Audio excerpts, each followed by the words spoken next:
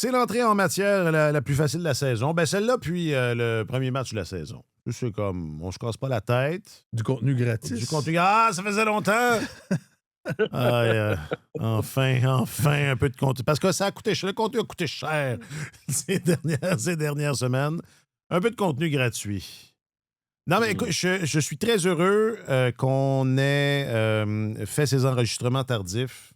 Là, ce sera notre dernier, vraisemblablement. Vraisemblablement, oui, je vous annonce tout de suite que dès mardi, on reprend l'horaire habituel. Alors, on sera là les mardis et vendredis jusqu'à la fin, ben, non seulement la fin des séries, mais on vous accompagne jusqu'à l'ouverture du marché des joueurs autonomes.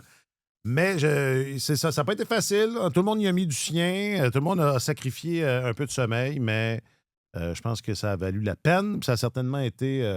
Ça a certainement rythmé ces séries-là. Tu sais, si les joueurs du Canadien sont au bout du rouleau, ben, on peut avoir un peu de. Ça peut résonner ici Ah aussi. ouais, écoute, on peut les comprendre. Un peu, Parce un qu'on petit n'a peu. pas, nous, on n'a pas joué, puis on l'a Un senti petit aussi. peu. Ouais. Mais c'était une belle. C'était vraiment une belle aventure. Marc-Antoine, toi, es-tu content de rentrer à la maison? Oui, mais écoute, j'en aurais pris plus, là. Mais j'étais très lucide, j'avais les yeux grands ouverts et je savais que ça allait être difficile. Puis dès le premier but des Hurricanes ce soir, on a eu une bonne idée à quoi Ouais. s'attendre du reste du match. Oui, oui. Fait que, ben ouais, mais écoute, je rentre à la maison, c'est sûr, demain. Il y en a qui ne seront pas fâchés. Ben, t'es chanceux. Ça pourrait être autre chose. Ouais, ça pourrait être, Réjouis-toi. hein, Réjouis-toi de déjà? ça. Réjouis-toi de ça. OK, aujourd'hui, parce que je suis sûr qu'il y a des confrères, des consoeurs que c'est pas aussi égal. J'imagine. OK, aujourd'hui, un troisième tour qui cache la forêt, une abondance d'apprentissage. Et la saison du Canadien se termine un 29 mai. C'est tellement hockey, épisode 521.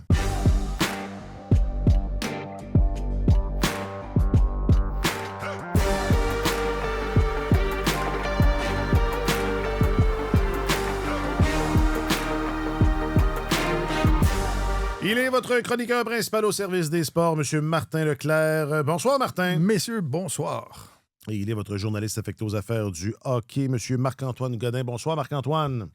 Bonsoir, messieurs. Je m'appelle Alexandre Coupal. C'est décevant. Beaucoup de progrès cette année, encore. Puis on a appris beaucoup. Tu sais, à travers les échecs, t'apprends beaucoup. T'apprends beaucoup plus avec les échecs qu'avec les réussites. Puis moi, comme entraîneur, j'ai appris beaucoup durant les séries. Je suis fier du groupe. Moi, j'ai le meilleur banc dans le building. Tu sais, là, le meilleur siège. Le meilleur siège dans le building, de voir ce groupe-là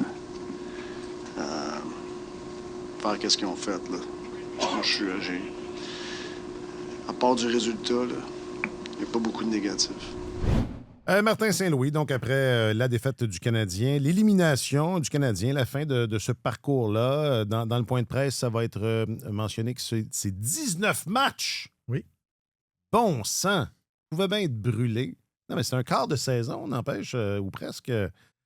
Donc, vous l'avez entendu, les apprentissages ont été nombreux. Il n'a pas voulu épiloguer, évidemment, puis j'imagine qu'il en sera question éventuellement là, dans les bilans de fin de saison.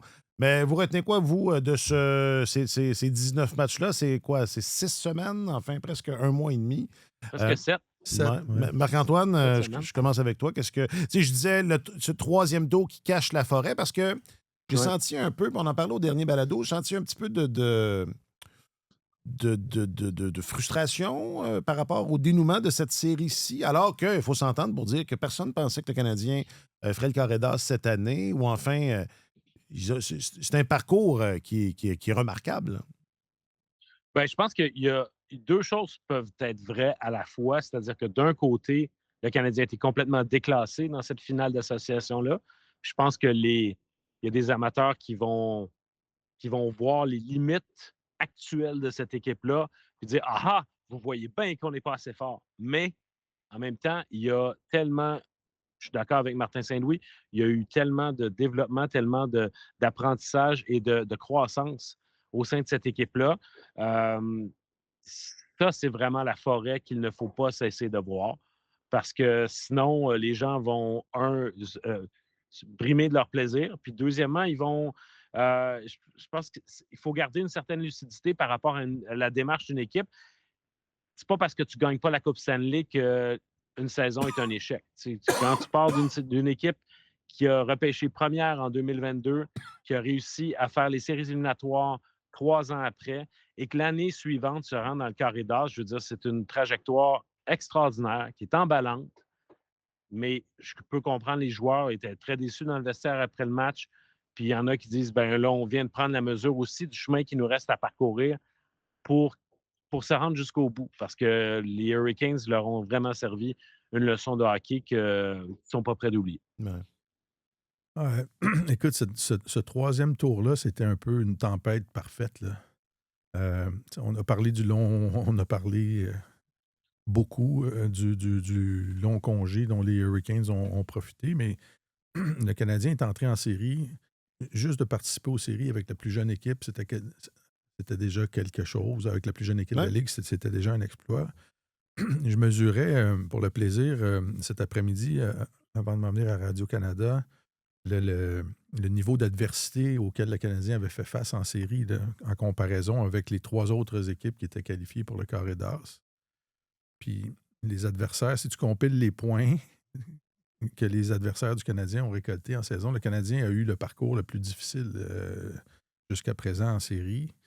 Il a fait face à des équipes qui ont récolté 106 points, 109 points, 113 points. C'est une grosse commande pour une jeune équipe. Puis ils se sont débattus là-dedans. Ils ont passé à travers 2 septièmes matchs. C'est de l'expérience extrêmement précieuse. Puis ils sont arrivés au 3e tour contre une équipe qui a vécu toutes les souffrances possibles là, pour réussir à percer le mystère du 3e tour des séries. Mais les Hurricanes sont sur un parcours de séries éliminatoires, un parcours historique. Là. Ils ont 12 victoires, 1 défaite jusqu'à présent. Là. Je regardais, tu as le Canadien de 1976 qui a fait ça, tu as le Canadien de 1968 qui ont gagné la Coupe Stanley, mais c'est un parcours extraordinaire. Là. C'est une équipe c'est une équipe qui est équilibrée, qui a 7 marqueurs de 20 buts et plus, qui a de l'expérience, qui applique son système de jeu avec rigueur, année après année après année. Depuis 4-5 ans au moins, qui domine la Ligue nationale en termes de possession de rondelles et tout ça. Fait que c'est un genre de tempête parfaite, là, mais en même temps, c'est ça. Ce qu'il y a de plus précieux dans le sport, c'est quand tu peux mesurer, quand tu peux vivre, qu'est-ce qui t'attend à l'autre étape. Qu'est-ce que ça prend pour gagner à l'autre étape. Il faut que tu le vives comme athlète, ça. Et ça, c'est pour ça que je vais donner un exemple à une autre échelle. Là, quand tu rappelle un joueur de la Ligue américaine durant la saison, puis tu lui fais disputer quelques matchs dans la Ligue nationale, il retourne dans la Ligue américaine, puis il y a la photo dans sa tête imprimée, il dit « OK, le niveau de jeu, c'est ça que je dois préparer. » Quand un joueur vient d'être repêché puis qu'il participe à des matchs préparatoires durant la saison, il voit c'est quoi le calibre de la Ligue nationale, il retourne dans les rangs juniors. Mais là, le Canadien a vécu ce que ça prend pour passer à travers un long parcours éliminatoire, ce que ça prend comme niveau d'exécution défensive, d'implication, etc., pour être capable de passer à l'autre étape. C'est extrêmement précieux ce que cette équipe-là vient de vivre. Alors, on verra comment ça va se transposer parce que ça ne garantit rien. Non. C'est pas linéaire, le succès dans la Ligue nationale de hockey. C'est pas automatique. Mais au cours des prochaines années, c'est sûr qu'il y a quelque chose qui va ressortir de ça. Je veux juste compléter rapidement, Martin, par rapport à la force ou à la difficulté du parcours. Tu as tout à fait raison. Écoute, le Canadien, si on regarde simplement dans le classement général en saison régulière, le Canadien a fini 6e, puis il est parvenu à battre l'équipe qui avait fini 5e, l'équipe qui avait fini 4e, puis ils se sont inclinés devant l'équipe qui a fini 2e. Les Golden Knights de Vegas s'en vont en finale de la Coupe Stanley. Eux, ils ont terminé la saison 13e. Ils ont battu la 15e équipe, la 18e, puis leur tour de force, c'est d'avoir balayé la première équipe. Mais c'est 2 types de parcours complètement différents. Et au risque de me répéter par rapport à des épisodes passés, ça va être la nature de l'équipe qui va sortir de la section atlantique année après année. Ça va être un parcours du combattant à chaque fois. Alors, il ne faut pas. Puis les matchs, il y en a qui vont dire le Canadien a été chanceux de toute façon de pouvoir gagner 7 matchs 2 fois.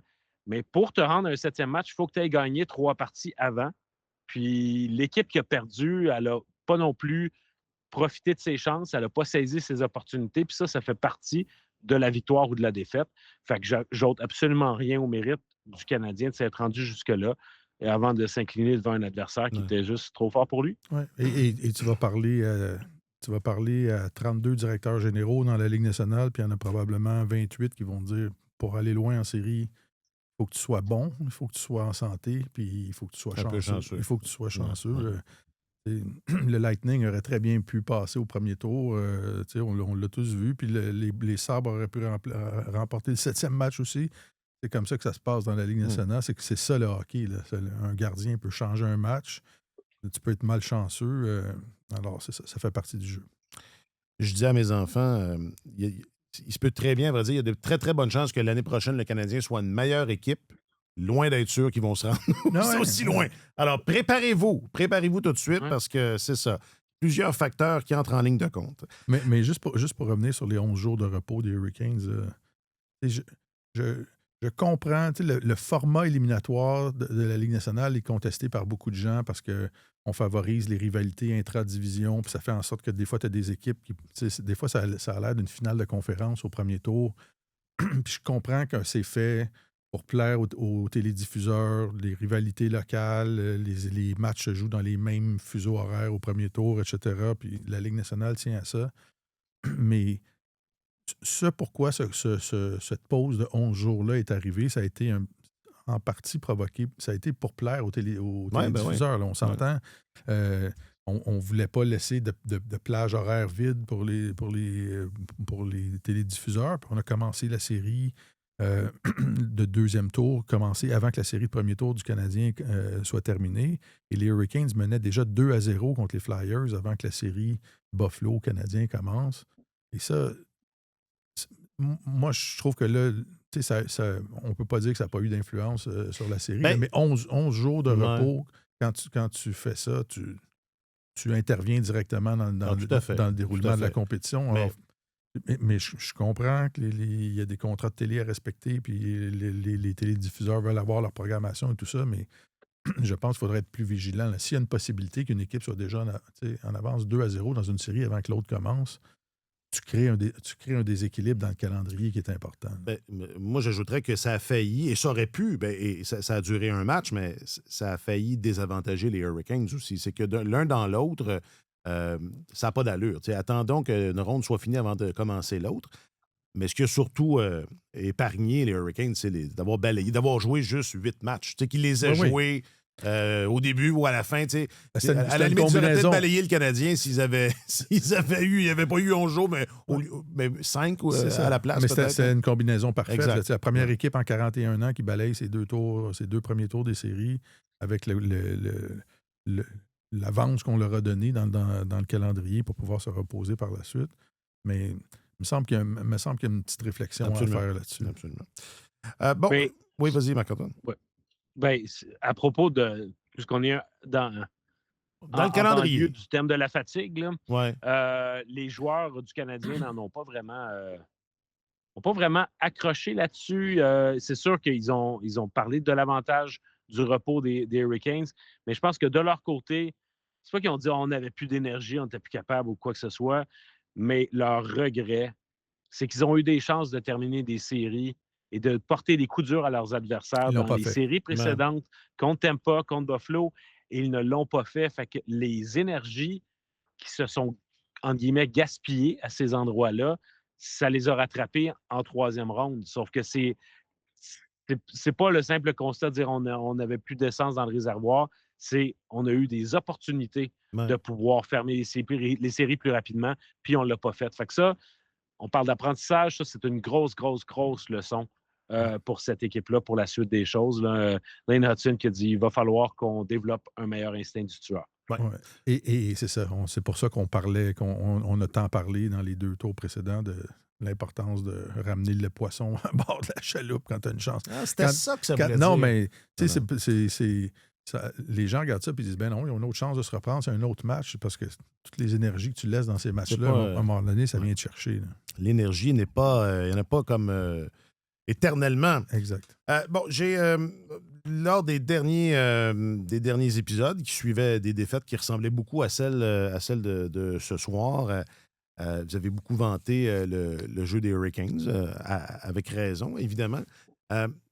Mais reste que moi, j'ai été très étonné de voir qu'on repartait ça ce soir avec exactement la même formule.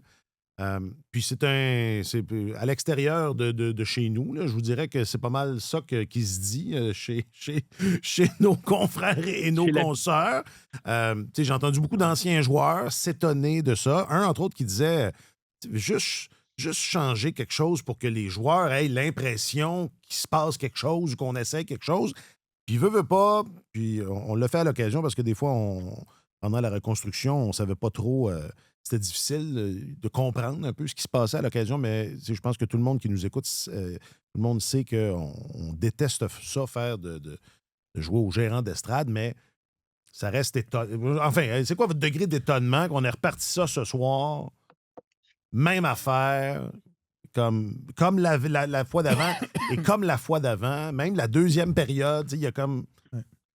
Écoute, veux-tu y aller en premier, Marc-Antoine? Vas-y. Non, vas-y. Moi, si on fait un bilan de l'ensemble du parcours éliminatoire du Canadien, moi, c'est une des choses qui m'a le plus étonné. Martin Saint-Louis a fait face à des entraîneurs chevronnés qui ont brassé les cartes dans les 2 premiers tours. Ça allait pas... quand John Cooper a vu que ça allait pas de son côté ou que ça allait pas à son goût, il a brassé les cartes. Il y avait une équipe bien meilleure que celle de... même plus expérimentée, en tout cas, qui avait plus de vécu. Peut-être plus de talent de pointe. Lindy Ruff l'a fait. Il s'est débattu comme un gars qui était pris dans une camisole de force. Mais ils ont perdu. Ils ont perdu, mais ça se serait jamais rendu en 7 matchs si Lindy Ruff avait pas fait ça. Rod Brindamour n'a pas eu besoin de le faire. Lui, écoute, il est à bord d'une Ferrari. Ça roule. Écoute, tous les cylindres fonctionnent à plein régime, fait qu'il n'a pas eu à faire ça. Mais Martin l'avait fait, je pense, dans le 5e match. Il avait brassé les cartes. Là, il y a une période, là... Il y a un match où il était intervenu. Puis tout le monde a joué avec tout le monde. Pour préserver une avance. Puis il y a vraiment eu un impact dans ce match-là. Je me souviens avoir écrit, je pense que c'était le match sur lequel il y avait eu le plus d'impact depuis qu'il était joueur. Là. La dernière fois qu'il avait eu autant d'impact dans un match, c'est quand il était joueur. Puis après ça, écoute, il est resté avec la même structure, avec le même alignement, sans trop brasser les choses. Et ça, j'ai de la difficulté à comprendre ça parce que ça allait pas bien.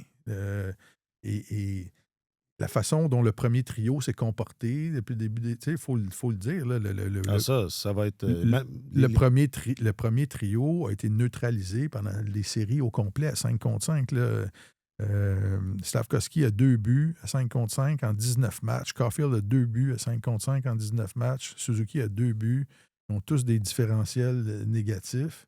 À un moment donné, c'est pas la fleur shot Maravlich ou la fleur shot Lemaire. Là, puis même eux, Scotty Bowman brassait les cartes. Et ça, bon, tu peux regarder l'alignement du Canadien et dire quelles sont les options. Ben, je m'excuse. Regarde. Il faut en trouver des options.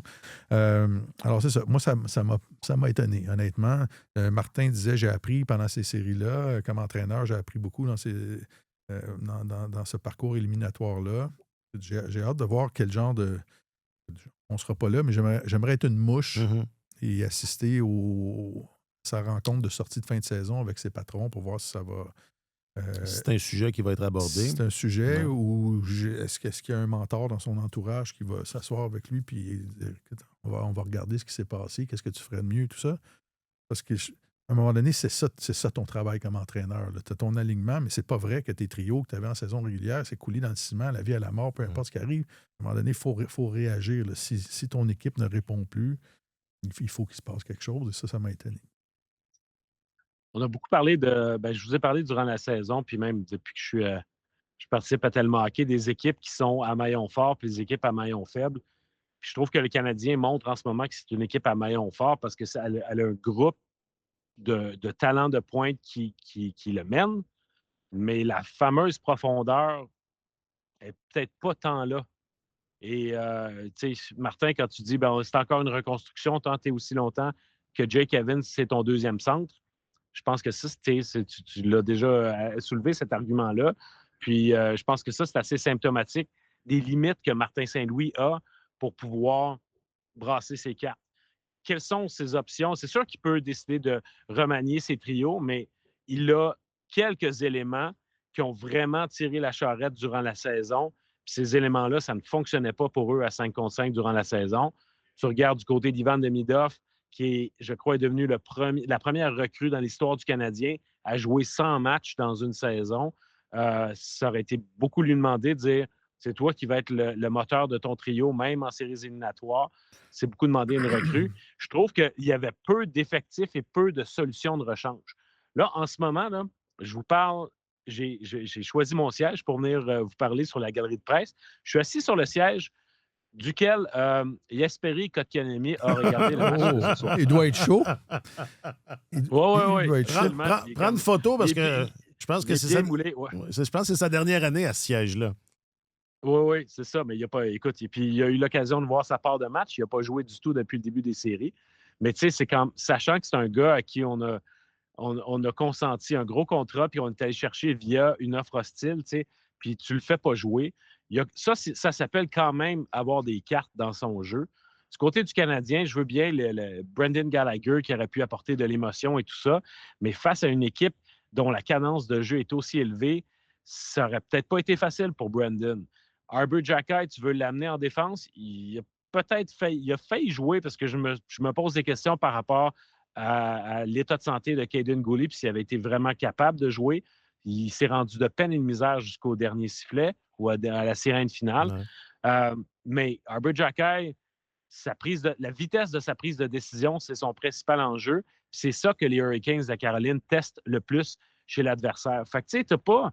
Puis on a abondamment parlé de Kapanen aussi. Fait que tu peux remanier les trios, mais je trouve que il manquait d'options à la disposition de Martin Saint-Louis. Fait que les ajustements, les joueurs nous ont dit on a tout essayé au plan tactique, puis il n'y a rien qui fonctionnait.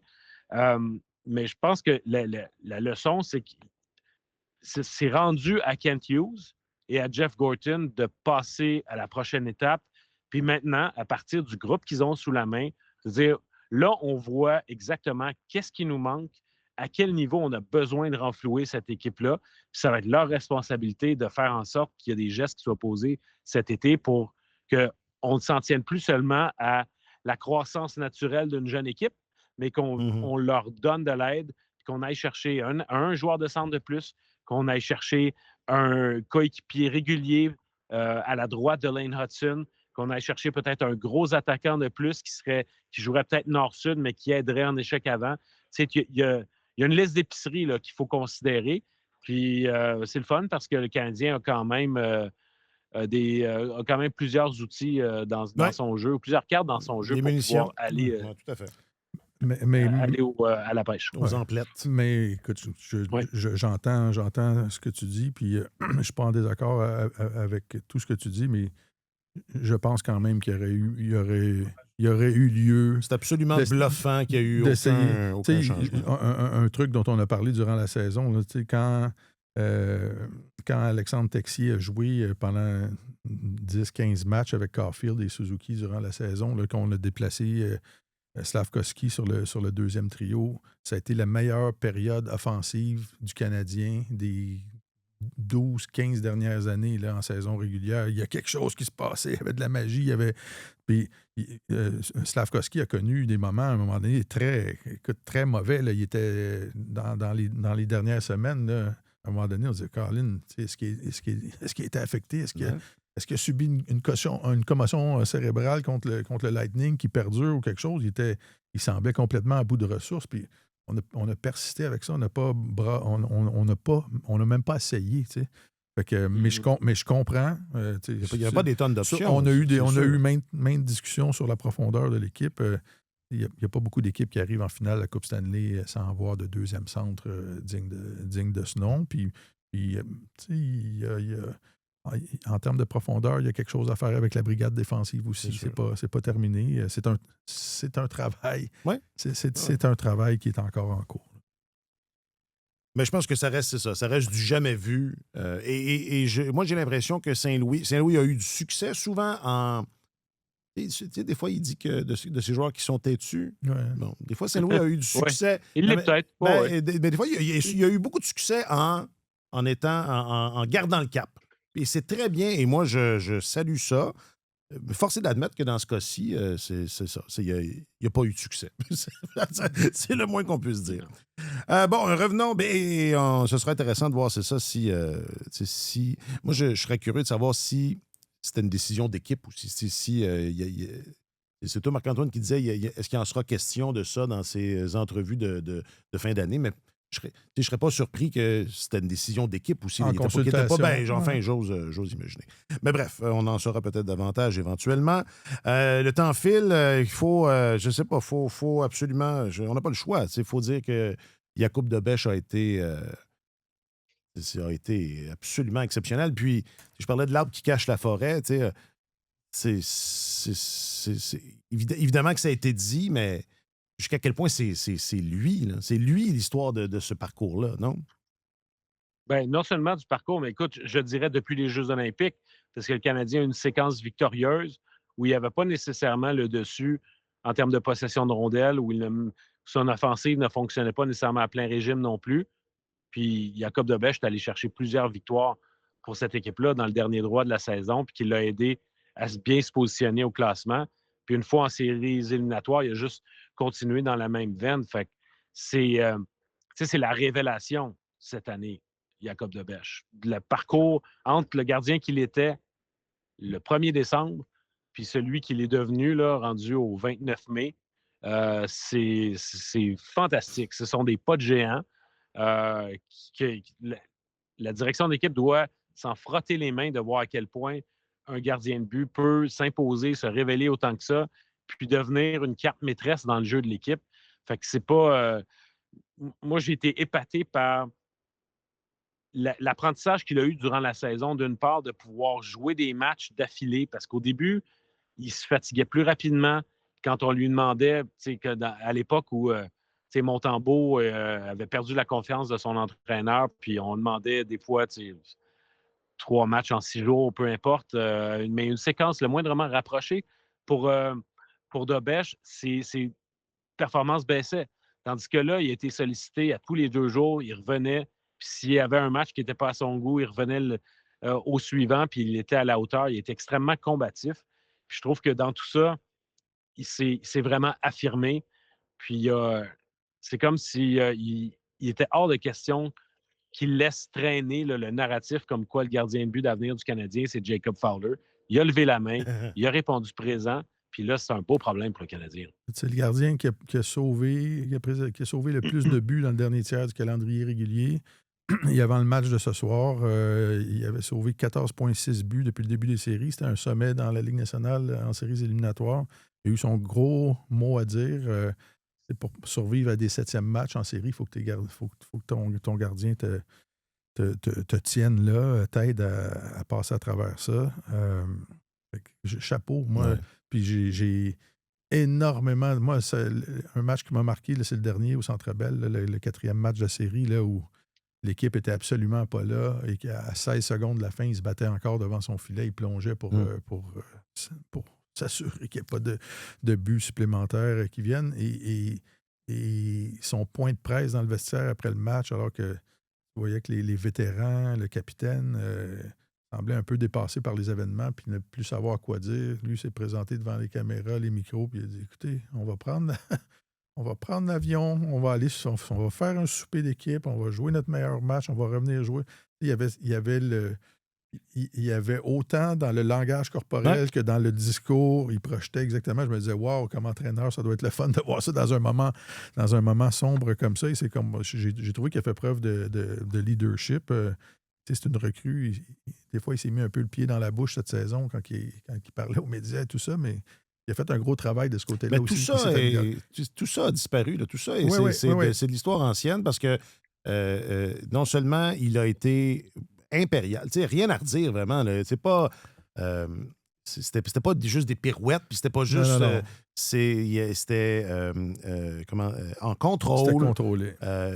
C'était solide, c'était bagarreur. Ça aussi, on n'est pas habitué, mais en contrôle là-dedans aussi. Et avec les médias, après tous les matchs, alors que justement, on l'avait, il y a de ça quelques mois, on voulait comme le protéger.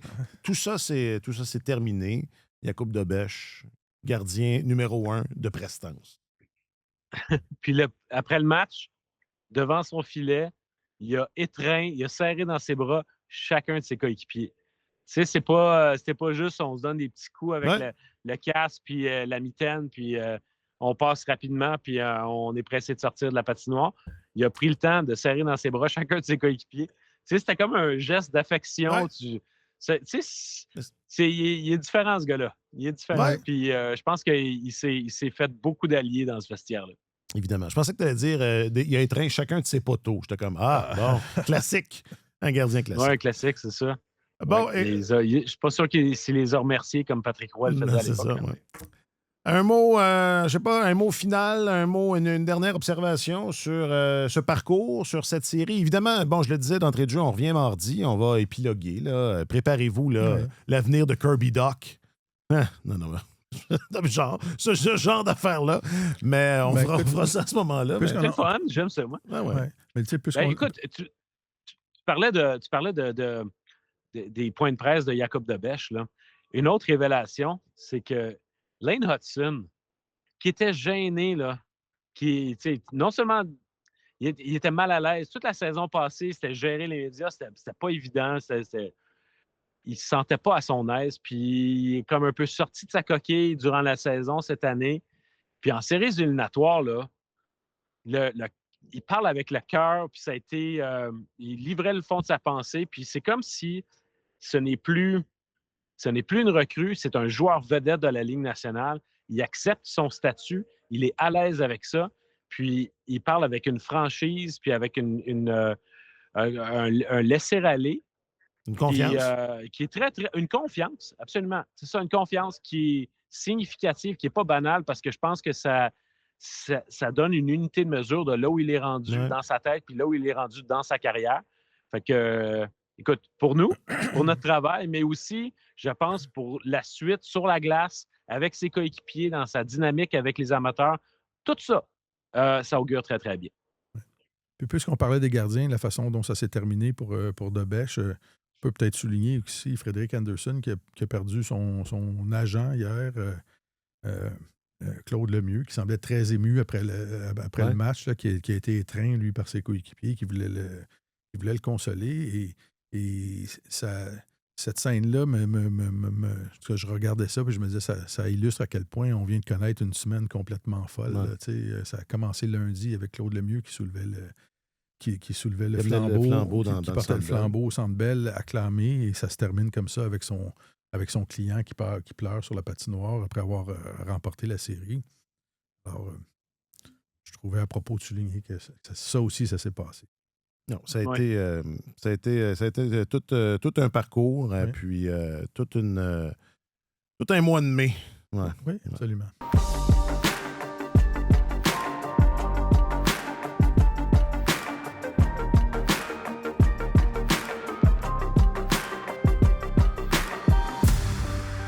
Est-ce que les Hurricanes vont gagner la Coupe?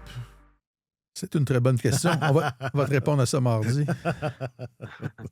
Ça va être commencé mardi? On est quel jour? Ah, peut-être, hein? Ça va peut-être commencer lundi. Ça commence mardi, si je ne m'abuse. Ça commence mardi. Bon, alors, je me la garde. Je la réutiliserai à ce moment-là. Ça va être une série. Mardi. C'est bel et bien mardi. Bel et bien mardi.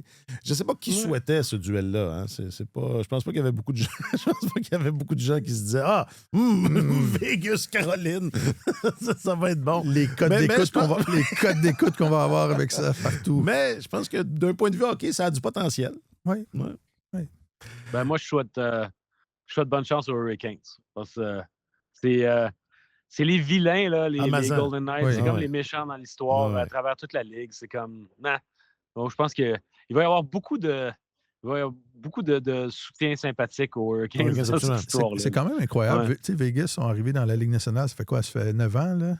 Puis quand ils sont arrivés, il y avait tellement un vent de sympathie incroyable pour cette organisation-là. Tu sais, il y avait eu une fusillade à Vegas. Un drame, un drame épouvantable. Puis tu sais, les joueurs s'étaient impliqués dans la communauté et tout ça.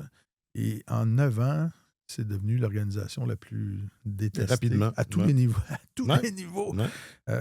Alors, c'est vraiment... Et pas juste détesté par les partisans. Là, tu sais, au sein même dans le milieu de la Ligue nationale, ils ne sont pas très appréciés. Alors, c'est quand même assez particulier. Ils l'ont un peu cherché. Oui. Ils l'ont un peu cherché. La bonne nouvelle, c'est que les Hurricanes sont reposés. Sont toujours reposés. Oui. Ça va être une série si éreintante, cette série de 3e tour. Bon, Marc-Antoine Godin, je rappelle que tu es notre journaliste affecté aux affaires du hockey. Et quel journaliste? Oui. Tout un. Bon retour. Un magicien. Et, ça va me faire... ça va me faire plaisir de vous revoir en vrai? De face. Oui, ça c'est bien aussi. Ça, c'est très bien. Alors, rentre bien et hâte de te retrouver.